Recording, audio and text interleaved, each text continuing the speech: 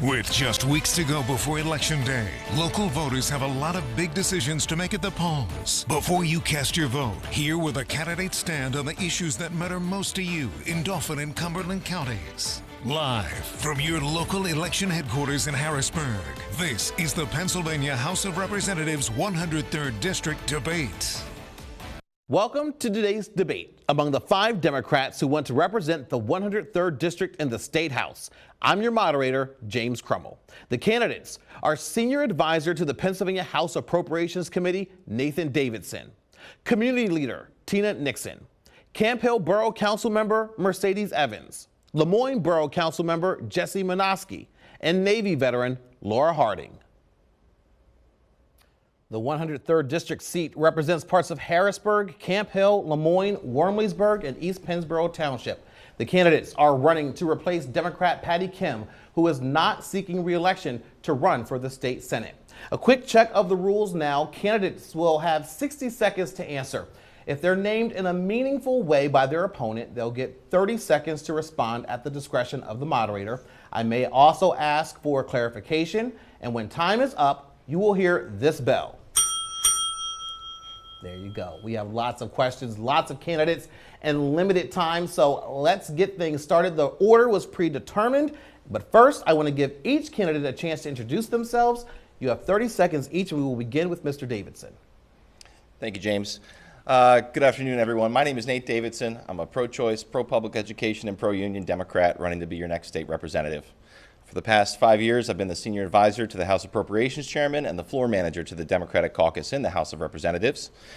I have the support of Harrisburg Mayor Wanda Williams, former House Speaker Mark Rozzi, the Central Pennsylvania Building and Construction Trades Council, and just last week, the Pennsylvania State Education Association endorsed my candidacy.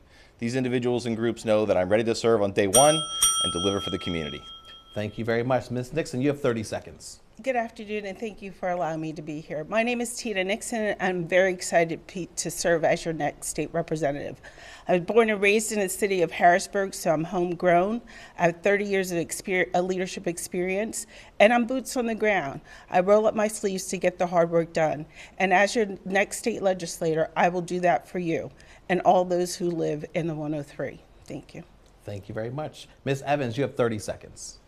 I'm Mercedes Evans. I'm a Camp Hill Borough Councilwoman, and I'm running to be the next state representative of House District 103.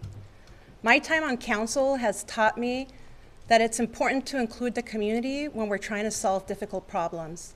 And that's exactly what I did when we were trying to prevent the I-83 bridge tolling, which would have been devastating for both sides of the river. I believe that I'm the best candidate, and I look forward to earning your vote. Thank you very much. Mr. Minoski, you have 30 seconds. Thank you so much for having me today. My name is Jesse Minoski. I'm a Democrat, and I'm running to be your next state house representative. You know, I'm born and raised and living in Cumberland County and running for this open house seat to serve my community. My wife and I are raising our 2 daughters in Lemoyne Borough, where I serve as a councilman. And as the longest serving elected official running in this race, paired with the experience I have as an executive director who served for the Pennsylvania Senate covering consumer protection laws, I'm ready to get to work for you on day one and deliver for this district and what you deserve. Thank you for having me. Thank you very much. And Ms. Harding, you have 30 seconds. Hi, my name is Laura Harding, and I'm a progressive candidate. I believe that I'm uniquely suited to represent this district, having spent the majority of my life living on both shores of the river. I believe in our political system and that our government is meant to work for the betterment of the people. I am a Navy veteran, and I am a fighter for the working class, and I look forward to being your next state representative. Thank you very much. Now, earlier this year, Governor Josh Shapiro unveiled his budget proposal. A major focus is education, particularly funding. Now, the Commonwealth Court ruled last year that Pennsylvania's public school system was unconstitutional. The judges said using property tax discriminates against students in less wealthy districts. So, Ms. Nixon, we'll begin with you with this one. What is your plan to make education funding fair? You have 60 seconds. Thank you for the question. My plan is to work in collaboration with other legislators to make sure that we have equitable funding. Our students should have an equal and level playing field when it comes to our education. We also need to fix what is broken. In the 103, it's a very diverse district, and there are some things that work and some things that don't. And we, as your legislator, I will make sure we move forward to making those things work and fixing what is broken in our school districts, so all of our children have a safe place to learn and thrive. And also in supporting our teachers to make sure that they're not just teaching for the test, but creating curriculums where they're teaching our students how to be better citizens. Thank you very much. Ms. Evans, your website says you strongly support fair and equitable funding of public schools. So what is your vision for funding schools fairly? You have 60 seconds. Well, first, James, you need to know that I grew up in a disenfranchised community where my school was grossly underfunded for years. And when you live in a world like that, you could feel the budget cuts. You could feel and taste and smell it, because the classes would start, the art classes would start going away, the food got lousier, and the textbooks were outdated. So this is very, very personal to me, and I'm going to fight to ensure that our district has equitable, not just this district, but that all Pennsylvanians have access to public education that's equitable, and that it's funded. That's equitable and funded fairly, so that each school district has the individual needs that they need. All right, thank you very much. Mr. Minoski, you've pledged to support fair funding. What would be your plan? You have 60 seconds. So I'm very lucky to have experience having worked in the Pennsylvania Senate Democratic Caucus, where I've helped champion fair funding for our public schools. Now, what does that mean from a policy standpoint? We have a fair funding formula in Pennsylvania, where currently only a fraction of public education funding is funneled through that formula. Increasing that to 100% is how we will equitably fund our school districts. But in the 103rd specifically, all 4 districts are inadequately funded. In the city of Harrisburg, the Harrisburg School District is $54.7 million below adequacy funding. That's something we need to solve, and I will be the candidate to do that for the city of Harrisburg, but as well as East Pennsboro Area School District, Camp Hill School District, as well as West Shore School District. And as a family who has a teacher that I'm married to, public school kid myself, raised by a family of educators, I care deeply about our public schools and will champion that highly in my candidacy. Thank you very much. Ms. Harding, your website says the state funding should be based on need and size of district. So how would you determine that? You have 60 seconds. Well, as Jesse already mentioned, we do have a fair funding formula that I am in support of, but also I'd like to point out that I'm the only candidate in this race who is actively involved with one of the school districts in this district, and that's the Harrisburg School District, where I serve as on the Act 141 Advisory Committee. So I've seen firsthand what happens to our schools when funding is taken away. I also believe that it's not enough to just fund the schools, but there needs to be money restored that has already been taken out of the school districts through the charter school funding. And I'm not in support at all of private school vouchers. And I also believe that we need to provide adequate funding to make sure our schools are safe, and that includes costs for maintenance, because our schools are in disrepair. There's asbestos that needs to be removed, and also just to bring us into the 21st century, our schools are not in a state where they are serving our students as best as they can. All right, thank you. Thank you very much. Mr. Davidson, you've touted work to help increase funding for the public education system. So what is your plan to make education funding fair? You have 60 seconds. Thank you, James. Yeah, well, I mean, I take this issue very personally. My wife and I live in the midtown of Harrisburg, where we're raising our 10-month-old daughter and baby boy, who will be here any day. And it shouldn't matter what side of the river you live on or what your zip code is to receive a quality public education. So my plans would be to oppose any voucher proposal that defund our public schools, work to find a more equitable charter reimbursement system from the state to our public school districts.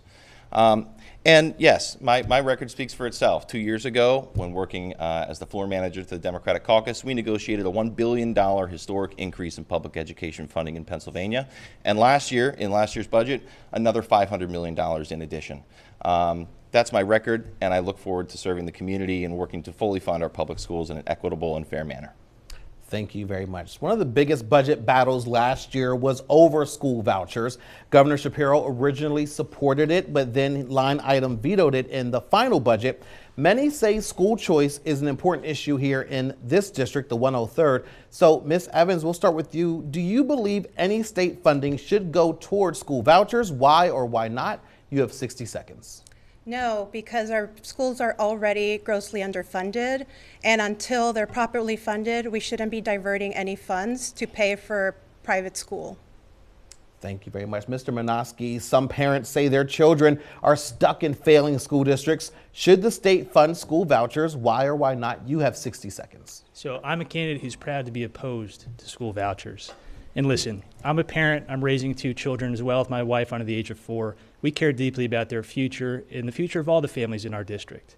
But when we look at our education system and our obligation as elected officials, we are constitutionally obligated to support our public education system. We need to fix what is broken there before we look to anything outside of our public schools.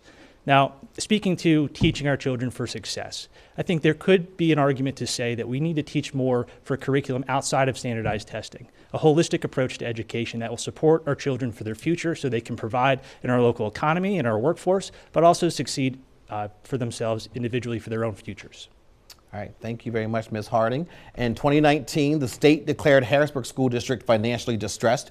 You are on the committee, as you mentioned, that is part of the recovery. You also mentioned that you are against school vouchers. So what do you say to parents who want to get their kids out of the district? You have 60 seconds. Well, I recognize that there are reasons that some parents need to send their kids to a different school. And one of those things would be that we haven't fairly or adequately funded children who are on an IEP, who need special education. Our children haven't felt safe. There has been bullying, and it has been really difficult for our school district as economically distressed to address those needs. So there may be some room for some exceptions, I would say, for students who meet those criteria, because we do need to make sure that our children are all getting everything that they need.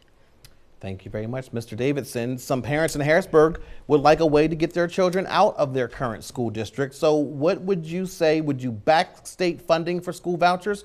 Why or why not? You have 60 seconds. School vouchers are a Trojan horse that slowly erode our public education funding. Like I mentioned before, it shouldn't matter what your zip code is. Every student in Pennsylvania, every child deserves access to a quality and equitable public education. If there's a policy failure, we should fix that failure rather than abandoning our public schools and diverting the money to religious or charter schools, or private schools, excuse me. In other states that have stood up voucher programs just in the past few years, over 70, 75, 80% in some cases of the vouchers that are supposed to save these children, quote unquote, from their failing public schools go to students who are already attending a private or parochial school. So they're not actually achieving the policy outcome they say they want. Instead, they're slowly siphoning away public dollars from our schools. All right, thank you very much, Ms. Nixon. You also live in Harrisburg, so do you support school vouchers? Why or why not? You have 60 seconds. I think the conversation around school vouchers is an interesting one. And I have to say that I do not support school vouchers simply because of the experiences families have when they take one child out of a school that may be failing and put them in another school, and the children experience another sense of trauma. I think we need to be having conversations around how we fix our schools, how we create an environment where kids have equitable and feel like they belong and they're safe. And we really need to work towards making sure that our curriculum and our teachers have the pay that they need so that we can all succeed. I've seen it firsthand, and it does not work. School vouchers do not work. All right, thank you very much. We are going to take a quick break, but we are just getting started. When we come back, we will address housing. Stay with us.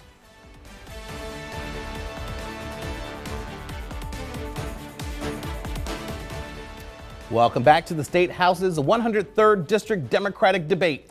Now to the economy and housing. In his budget address, Governor Shapiro said the state needs to make housing more affordable. This issue is especially prevalent here in the 103rd District. So we're going to begin this question with Mr. Minoski. How should state lawmakers address this issue of housing in our communities? You have 60 seconds. Great. So it's a complex question, and we get 60 seconds. So let me speak to what I'm aware of, too, from a policy standpoint. From a policy standpoint, increasing the cap through our FAIR funding, that's PHARE funding, will give additional dollars to affordable development for housing in this district. That cap hasn't been increased in a number of years, and doing that investment will really inject what we need to incentivize development for affordable housing. Right now, that cost analysis doesn't make sense for a lot of developers, and that's why we don't see that prevalence in our area. But a more personal note, what I've seen in our affordable housing stock that currently exists, I visited Linden Terrace on Front Street in Harrisburg, spoke with residents, and realized they had 2 elevators out for over 14 days. That's affordable housing for seniors, with many residents who lived on the 10th or 11th floor who were unable to leave. We need to look at our existing affordable housing stock too and invest in that, renovate that to ensure that our seniors particularly are living in safe, habitable conditions that they can afford. And I am lucky to have the local experience too in Lemoyne Borough, where we have helped invest and support affordable housing for our seniors in this district already. All right, thank you very much, Ms. Harding. You've said a strong economy includes access to affordable and safe housing. What is your plan to ensure Pennsylvanians have access to both? You have 60 seconds. Well, while I was pleased to see the aggressive approach that Governor Shapiro took in his most recent budget, where he's addressing a lot of these issues, I do think that there is more to be done. There's more that needs to be done for our unhoused population, because there's only a 50% increase to $10 million. That means that only $5 million was flat funded since like 2016 or something, going towards our homeless population. This is a crisis that we are in. This is a Band-Aid approach that has been used to address it. And we also see a lot more people in the unhoused population that are coming from other areas. So we need to make sure that there's funding across all counties and resources available to everyone, because we're tapped out here in our area for resources for our unhoused population, and that definitely needs to be increased well above $10 million. All right, thank you very much. Mr. Davidson, what should the state government be doing differently to help those unable to find affordable housing? You have 60 seconds. Yeah, absolutely. You know, directing more funding to the FAIR program, which is a state program that provides funding support for affordable housing projects. But overall, we live in the fastest growing region of the Commonwealth, Cumberland and Dauphin counties. You know, more housing is more housing, whether it's affordable housing, luxury condos, single family homes. Our region is just generally in need of more housing stock. So I would be supportive of proposals that would direct state resources to redevelopment of brownfields, redevelopment of unused commercial space to perhaps turn that into more housing. But in addition, and what the state is most directly involved with, is funding for affordable housing. So I would be in support of all of those measures to boost the housing stock in the central Pennsylvania region. All right, thank you very much. Ms. Nixon, as a state representative, how would you address the issue of affordable housing? You have 60 seconds. There's several different ways that I would address affordable housing. First, I would look at how we can enact a savings, some type of savings plan for individuals who are first-time home owners. Also looking at making sure that our seniors have affordable, safe housing. The homelessness issue we must address, and we've been trying to address for many, many years. And so we just need additional housing stock for individuals, but we also need social service programs to wrap around and support individuals that are homeless. And so I would look at how we can create some type of team that can work and get not only getting people housed, but retaining homes once they get them. Also looking at how we can offer programs for people to refurbish their homes. There are many old homes in this area that need to be refurbished, and so looking at creating programs where folks can refurbish their homes and stay in their homes. All right, thank you very much. Ms. Evans, you've said a lack of affordable housing has negatively impacted both sides of the river. What would you do as a state representative to address the housing crisis? And you have 60 seconds. So first of all, I want to see us move away from warehousing low-income people and keeping them in one concentration. That causes a lot of community pushback, and not a lot of developers are well-versed on how to build that type of housing. I want to see us moved into more of a mixed housing model where there's going to be retail and services available to all the people in that general community. And that would include expanding incentives for developers so that they can successfully build these projects out. Right now, for example, in Harrisburg, the cost of the property values are so low that even market rate apartment complexes need some sort of subsidy. So we have to expand the incentives like tax abatement and low interest loans so that developers can successfully complete some of these projects and we can increase our housing stock. All right, thank you very much. We're going to quickly turn now to minimum wage. Pennsylvania has been stuck at the national rate of $7.25 an hour. If elected, would you push to raise it, and how high? 30 seconds for this one. Ms. Harding, we'll start with you. Yes, I would push to raise the minimum wage to at least $20 an hour. Our wages haven't kept pace with inflation. Currently, a person earning $7.25 an hour brings in around $1,100 a month, which is not enough to pay 30% towards rent, which is most Americans are paying more than 50% of their wages on rent right now, and it's just not sustainable. So $20 an hour is what I would push for. All right, Mr. Davidson, would you increase the minimum wage? And if you would, how much? 30 seconds. Yeah, of course. You know, it's actually kind of embarrassing that Pennsylvania's minimum wage is $7.25, the federal minimum. Every single one of our neighbors has a higher minimum wage, even in West Virginia, who's over $8.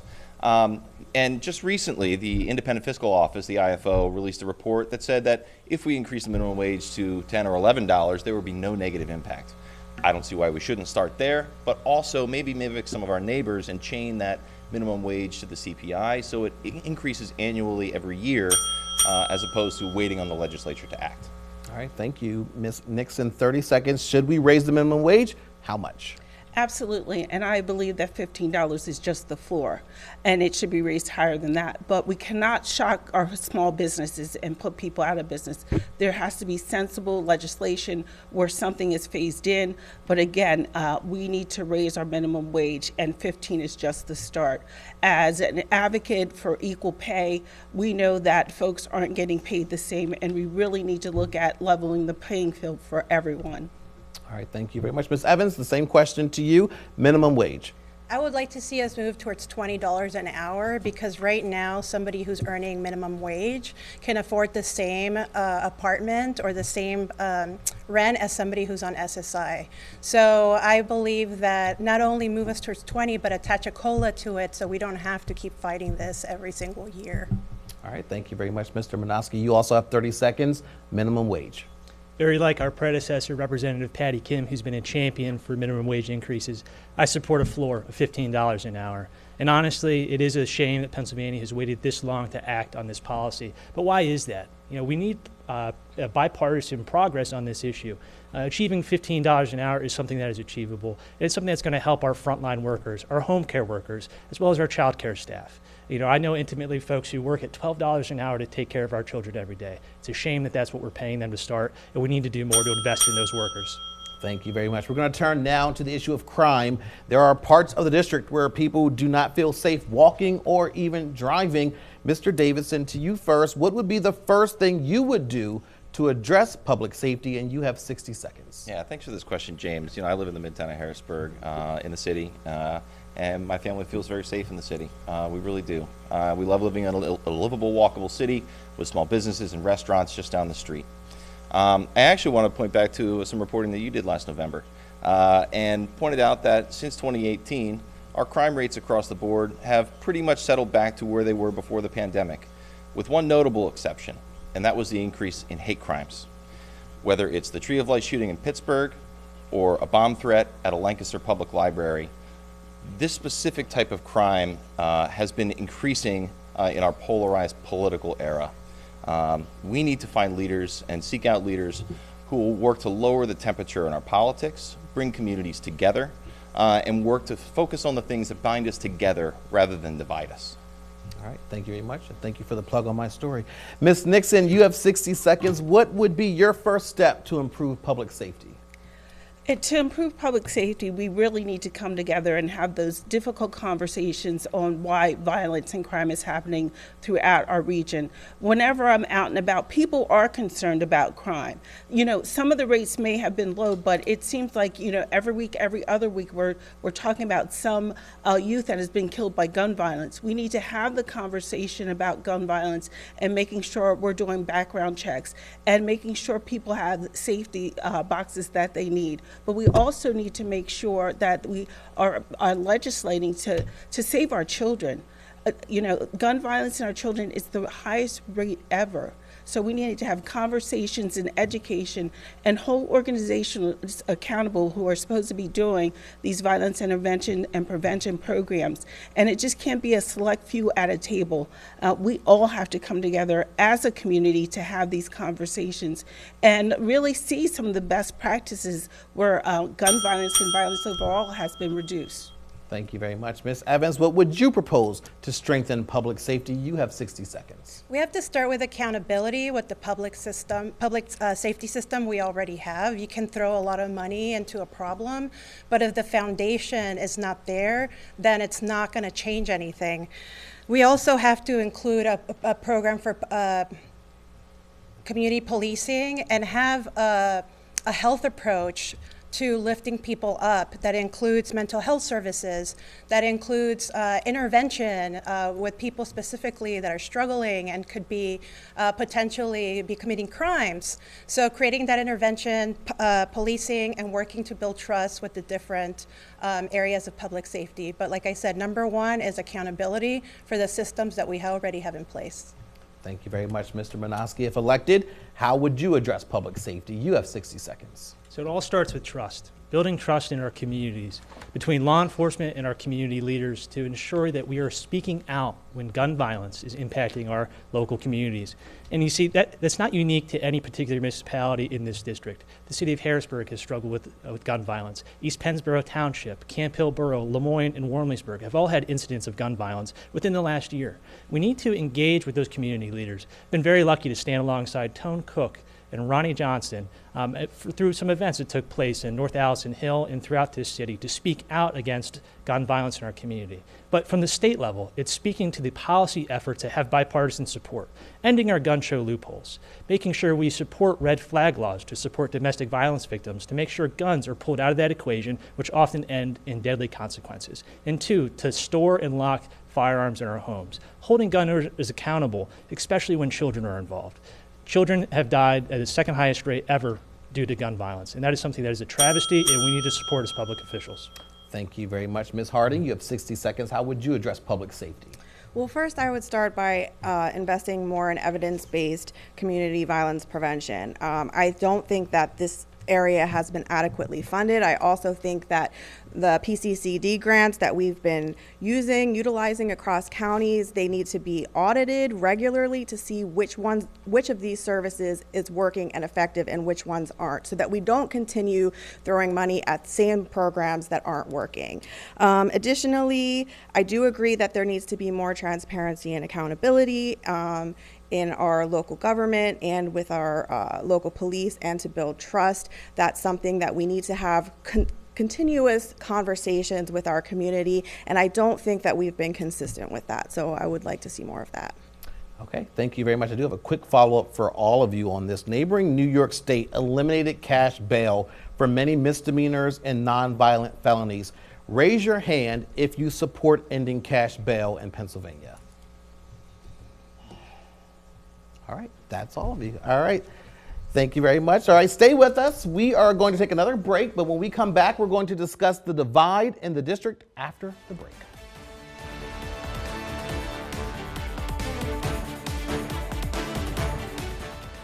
Welcome back to the State House's 103rd District Democratic Debate. This is a relatively new district, now covering both parts of Harrisburg and parts of the West Shore. So we want to know, how would you close the divide between the East Shore and the West Shore? We're going to start with you, Ms. Nixon. You have 60 seconds. I think that the design of the 103 is very exciting. I have family that live on both sides of the river. and I've been throughout the entire 103. So I'm excited about the opportunities to share best practices, and really my strong point in bringing people together to resolve challenges that we face as a district. And so as your next state legislator, I am hoping that individuals will work together so that we can solve problems and move everyone forward. All right, thank you very much. Ms. Evans, you live in and you represent Camp Hill on the West Shore, so why should residents of the East Shore vote for you? You have 60 seconds. That's a great question, James. And I see this district as one, not like two shores. I'm running to represent both sides of the river, and that's what I hope people see in me. But the first thing that we have to do is respect each other. Respect that people of color in this district has been disenfranchised for years through redlining, through racist acts, through the old 8 Ward. There was a thriving community of color here that was dismantled so that the Capitol complex could be built. So saying those things out loud that everybody knows is an important first step in being able to create unity in the district. Okay, thank you very much. Mr. Minoski, you've been a councilman in Lemoyne. Some people on the East Shore say that the West Shore looks down on them. How will you make sure that everyone feels equally represented? You have 60 seconds. Great question. I think it speaks to what a lot of residents in this district feel and believe to be true of this district is how are we going to bridge that gap? Well, to be honest with you, I've been born and raised and lived in Cumberland County my entire life and work in the city of Harrisburg. And I believe we have way more in common than we have different between our communities. But being a candidate who's going to speak to those differences and be an advocate for our communities and support them however we can, that involves being present, being there, and showing up. That's something I've done in this campaign, be present and show up to these important community meetings and understand the unique issues that some of these communities do face. Being an advocate and having that experience, serving in the state Senate as a staffer and understanding how things get done in that building, building coalitions within our community, and serving locally. As the longest serving elected official running in this race, I've had the virtue of building those communities and building those coalitions to get things done. It's what I'm going to do if elected. All right, thank you very much. Ms. Harding, on the opposite side here, much of your work has been advocating for people who live in Harrisburg, so why should people who live on the West Shore vote for you? You have 60 seconds. Because I'm a native of the West Shore. I grew up in Cumberland County. I attended West Shore schools. I have family and friends who live there. I swam for East Pennsboro Aquatic Club. I attended church in Enola. I know the district better than anyone on this stage because I've lived on both shores almost my entire life. And one thing that we have to do is we have to acknowledge the needs of each municipality individually. We have to recognize that those aren't always going to be the same, but we have to treat each as individuals and address all of those needs simultaneously and recognize and acknowledge everyone. Thank you very much. Mr. Davidson, you've acknowledged that you live in Midtown. How would you make sure the West Shore feels represented? Yeah, absolutely. I grew up in Dauphin County, and I went to college at Messiah College there in Cumberland County. So I've lived on both sides of the river, much like many of my colleagues up here. I do view the district as one district. I think there's more that binds us together than divides us. Whether it's caring for our public education system, advocating for the middle class and union rights, or protecting women's rights to choose.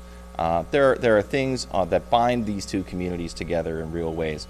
Everyone loves to go to a Senators baseball game right in the middle of the river. I think that's one of the great things about this district and one of the things that constituents on both sides of the river enjoy. People from the West Shore come in for Capona Fest over Labor Day or Arts Fest over Memorial Day. The city of Harrisburg is the heartbeat of central Pennsylvania. And I'm proud to live in the Midtown, and I look forward to representing everyone in the 103rd. All right, thank you very much. We're going to turn now to the issue of bipartisanship. Right now, Democrats hold the power in the House. Republicans hold that power in the Senate. So we're going to start with you, Mr. Minoski. Explain one way you would work across the aisle to get legislation to the governor's desk with the split legislature, and you have 60 seconds. Gotcha. So I'm going to build off the experience I have. I'm very lucky that I've built relationships, I've built a network within the building prior to running for office in this capacity.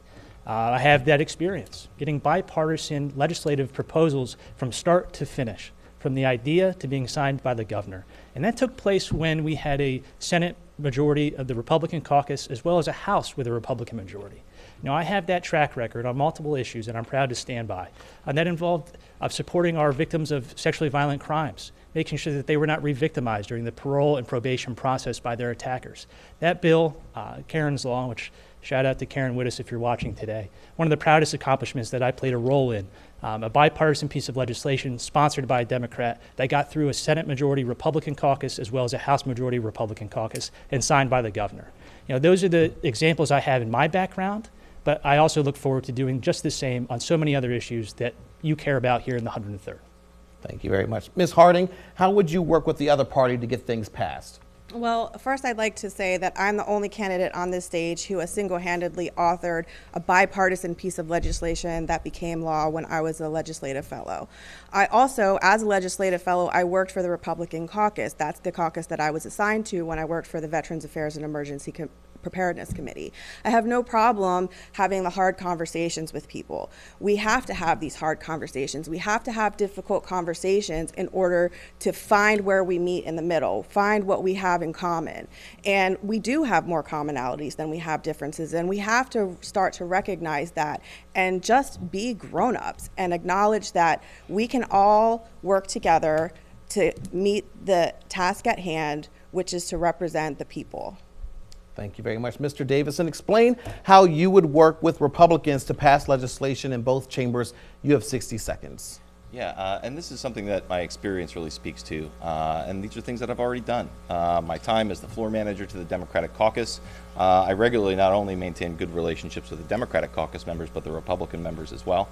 And as senior advisor to the appropriations chairman, I've been involved in many negotiations for bipartisan legislation, such as Act 77, which allowed vote-by-mail voting for the first time in Pennsylvania. It became easier for Pennsylvanians to vote. I was part of getting that bill across the finish line and signed by Governor Wolf. Criminal justice reform legislation, the expansion of Clean Slate for the third time, and for the first time probation reform in Pennsylvania. This is a bipartisan effort and bicameral. Republicans in the Senate and the House, Democrats in the Senate and the House. That bill, those two bills were signed by Governor Shapiro just last December. And finally, I referenced this earlier, 2 years ago when we secured a $1 billion increase, a historic increase for public education funding. We did that by striking a deal with the Republicans to lower the corporate net income tax, to help struggling small businesses come out of the COVID times better and stronger and fully fund our public schools. Thank you very much. Ms. Nixon, tell us one way you would work across the aisle. You have 60 seconds. You know, because I've done it before. I've worked with both led parties and in building programs and advocating for things like, you know, early childhood education. I was part of the Pennsylvania Women's Commission where we worked bipartisan in making sure we addressed equal pay and other issues that impact women. But I think it's important to understand that all the things we talk about here today, crime, budgets, education, nothing will get done unless we are committed to working together. So because I have past history with a lot of our elected officials and I've worked with them in the past, I feel that I'm the best candidate to move us forward and really getting the things done that need to be done for the 103rd District. Thank you very much. Ms. Evans, how would you make sure bills get to the governor with this split legislature? You have 60 seconds. I see working with my colleagues at the State House kind of like knocking on doors of people who I have nothing in common with. One of the things that I'm proud of are my communication skills on a personal level. So active listening, making sure that people feel heard, that you meet them where they're at, because we're not speaking the same language sometimes. And I don't mean like English and Spanish. I mean that Democrats talk about the human element of things, and Republicans ask, how much is this gonna cost? So it's really understanding what other people are gonna understand and perceive what you say. I have to serve constituents who are both Republican and Democrat, and it doesn't matter. I just want to serve them, and they know that they can come to me regardless of what their political views are. And that's the kind of state representative that I'm going to be, somebody that's approachable, someone that's going to listen to what people have to say and respect them. All right, thank you very much. We only have a few minutes left, and we want to cover a few more topics, so we're going to do this in a rapid fire round. But first, If you want more information on how to register to vote and other election news, scan the code on the bottom right of your screen. All right, so our first topic here in our rapid fire session is, what is one issue where you disagree with Governor Shapiro? We are going to begin with Mr. Davidson. You have 30 seconds. Yeah, last year in the budget negotiations, when House Democrats held their ground and opposed the voucher proposal that was a part of the budget negotiations in 2023, I firmly am opposed to any voucher proposals, like I spoke about earlier. I was very pleased this year to not see that make it into the governor's budget proposal or his address, and I am very grateful for the House Democrats for standing strong in support of our public education system. Thank you very much, Ms. Nixon. One of the things I've been hearing out on the campaign trail is the COLA for our retired teachers. And I would like to make sure Governor Shapiro is engaged in looking at this conversation. A retired teacher said to me she was fortunate that her COLA was increased right before she retired. But she has friends that retired before her who are living currently off of $22,000 a year. They are living in poverty because a COLA hasn't been done since the early 2000s. All right, thank you very much. Ms. Evans, an issue where you disagree with the governor. The funding that was allocated for affordable housing. A lot of the time what happens is because Philadelphia and Pittsburgh are more populated, this area doesn't get a big chunk of the pot. There has to be intentional investment in the capital region that says we're proud to be here, we're proud that this is the capital. So I think increasing the funding would be beneficial for this area and for this district. Thank you very much, Mr. Minoski. You have 30 seconds. Not so much a disagreement, but the absence of conversation surrounding some very important subjects. That includes supporting our families when they're going through medical emergencies, supporting our families with children. You know, I've faced that uniquely myself, my wife and I, our daughter being admitted to the Children's Hospital. And knowing that not every family has support from their employers for paid time off, that's a conversation that I want to hear more about from our governor and plan to do so in the capacity as your next state representative, supporting our families during those medical crises so they can be with their children and not worry about losing their jobs. Thank you very much, Ms. Harding. An issue that you disagree with Governor Shapiro on. You have 30 seconds. Well, as I stated earlier, I disagree with his budget with regard to the unhoused population. It's much too light, and I feel that we're continuing to not acknowledge our most vulnerable populations and the needs of our most vulnerable populations. So $10 million to the fund services for the homeless was not nearly enough and needs to be really improved. Okay, thank you very much. Our next question here, 15 seconds. What's one thing that makes you different from your fellow opponents up here on the stage with you? We'll start with you, Ms. Nixon. You have 15 seconds. One thing that makes me different is my years of service in this community. I'm not afraid to go to any street to talk to anyone. Also, my leadership skills and my servant leadership that I've been doing for 30 plus years. Thank you very much. Ms. Evans, what makes you different? I would be the first Latina elected to the State House in Central Pennsylvania. I'm a native Spanish speaker, and I'm going to be able to reach voters and literally speak their language so that they feel included in the legislative process. Thank you very much. Mr. Minoski, what makes you different? As the only candidate born, raised, and living in Cumberland County, with the local government experience as the longest serving elected official running in this race, paired with the over 8 years of experience I have serving for the Pennsylvania Senate, working in the Capitol building. That unique blend of experience in relation to our community is what sets me apart. Ms. Harding, same question to you.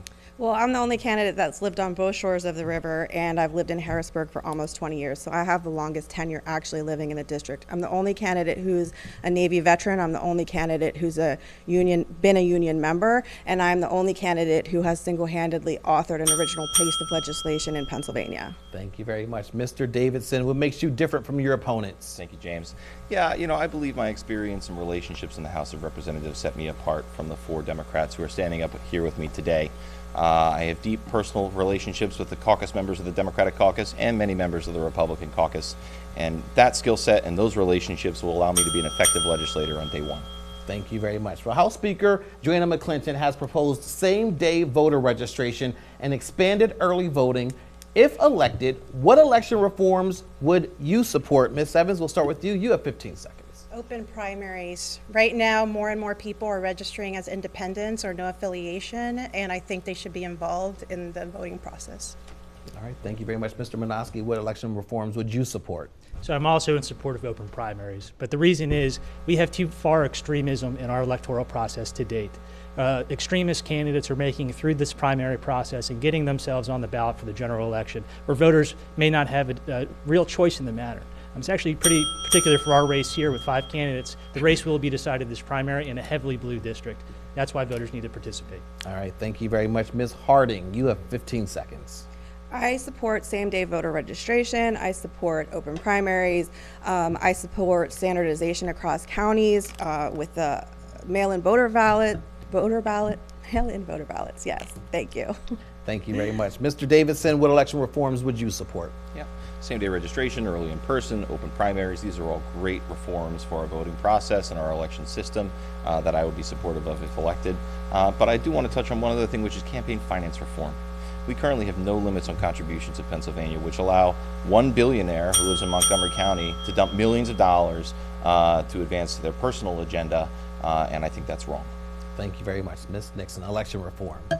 Open primaries, definitely, educating on the mail-in vote. But I think one of the things that's missing is with the restructuring of some of these districts, we need to go back out and educate our voters about access to voting and how they go about voting. So I think so that we increase the number of individuals that vote. Okay, and another question for you to raise your hands for. Every year, state lawmakers get a cost of living adjustment. Do you support automatic COLAs for lawmakers? Raise your hand if you do. None of you support that. Let's find out why. Mr. Davidson, go ahead. We'll start with you. I mean, currently that's the statute as it stands today. And I want to echo a point that Tina brought up earlier. Our state retirees and retired teachers, many of them have not seen a cost of living increase since 2001.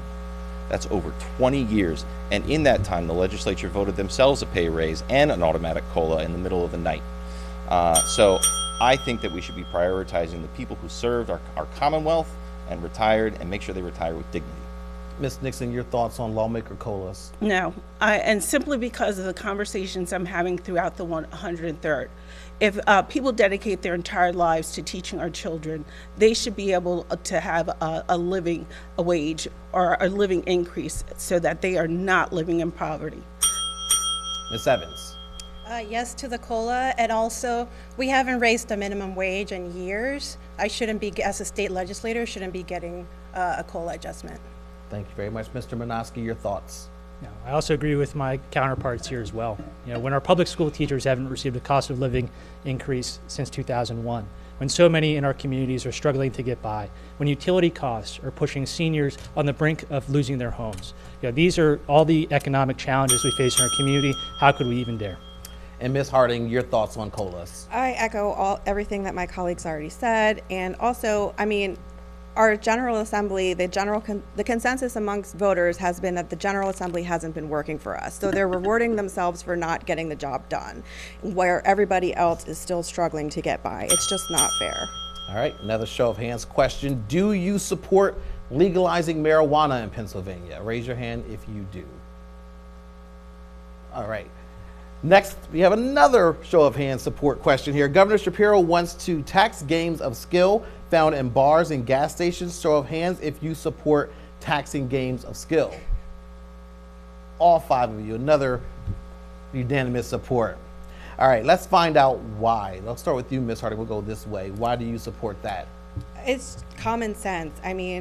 All of our other games are regulated and taxed, and it should be taxed. It's not, it could support the tax income or revenue could go to support people with gaming addictions and other needs like that. All right, Mr. Minoski. Yeah, I support taxing them and putting that money towards property tax relief for our seniors. But more importantly, too, games of skills have infiltrated our communities, and they are problem gambling devices. They are predatory for our children, predatory in communities that are impoverished. Having them pop up at a Burger King.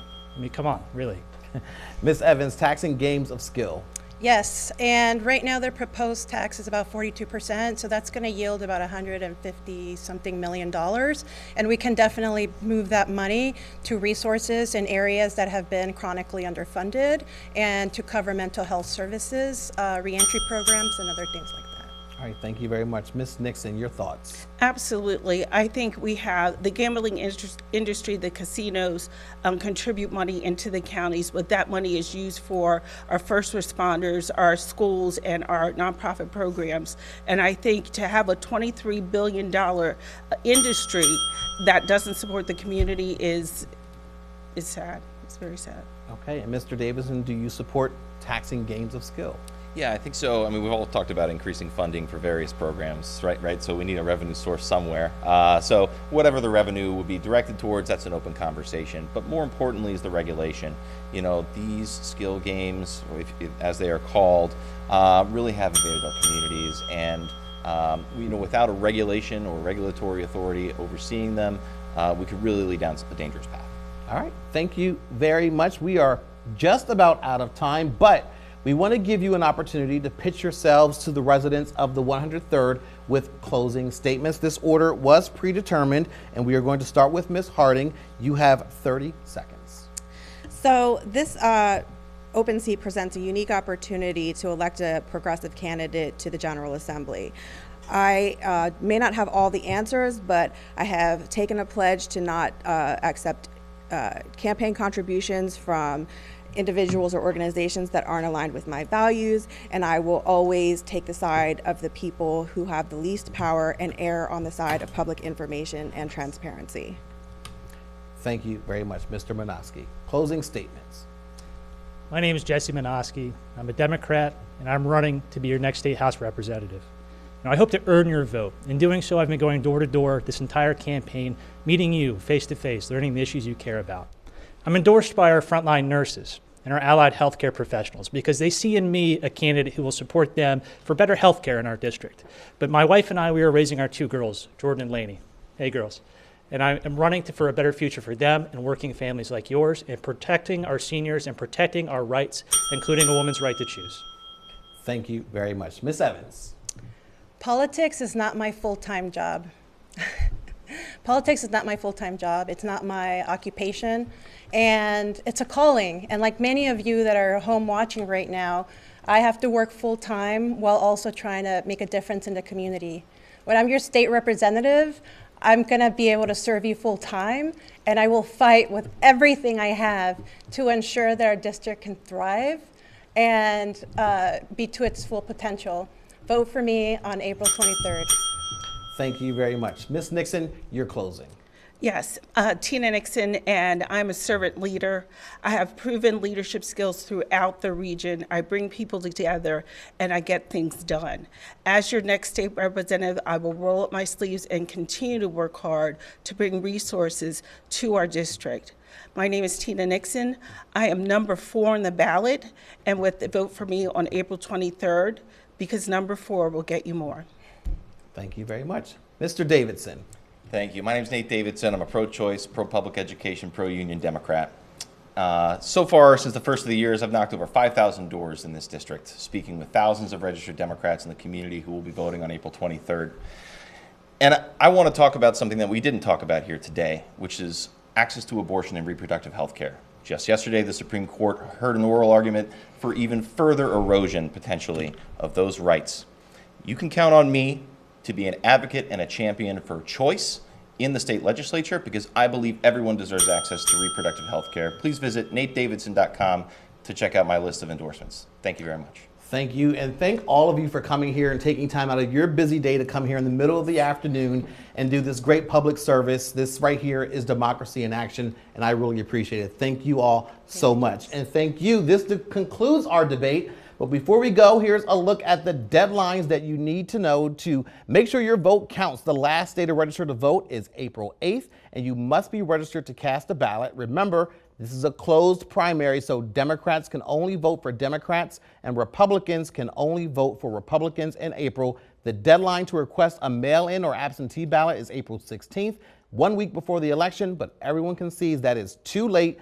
Get it done sooner. All right, thank you so much for being here. Have a great afternoon, everyone.